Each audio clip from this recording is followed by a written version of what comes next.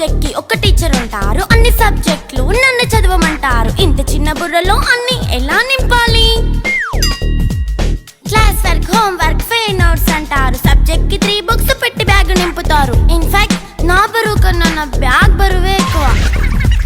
క్వశ్చన్లు, ఆన్సర్లు, సర్ప్రైజ్ టెస్టులు అన్ని దాటుకొని మళ్ళీ స్కూల్ వ్యాన్ ఎక్కేసి అమ్మయ్య ఇక ఇంటికి వచ్చేసామనుకుంటే మార్క్స్ తక్కువ వస్తే చెయ్యాలి అసైన్మెంట్. రిపోర్ట్ కార్డ్ చూపిస్తే ఇంట్లో ఉన్న పనిష్మెంట్. హోమ్ వర్క్ చేయమంటూ మమ్మీ చంపుతుంటుంది. ట్యూషన్ టైం అయిందని డాడీ తరుముతుంటాడు. డాన్స్ క్లాస్ కి వెళ్ళమని తాతయ్య తిడతాడు. స్నాక్స్ తిని వెళ్ళమని నాన్నమ్మ ఆపుతుంది. ఇక అన్నీ అయిపోయాక కాసేపు టీవీ చూద్దామంటే మమ్మీ ఎంట్రీ ఇచ్చింది. బెడ్ ఎక్కమంది. చిన్న నాప్ తీసేలోపు తెల్లారిపోయింది. అయ్యో మళ్ళీ మొదలు ఈ స్కూల్ కష్టాలు. ఇక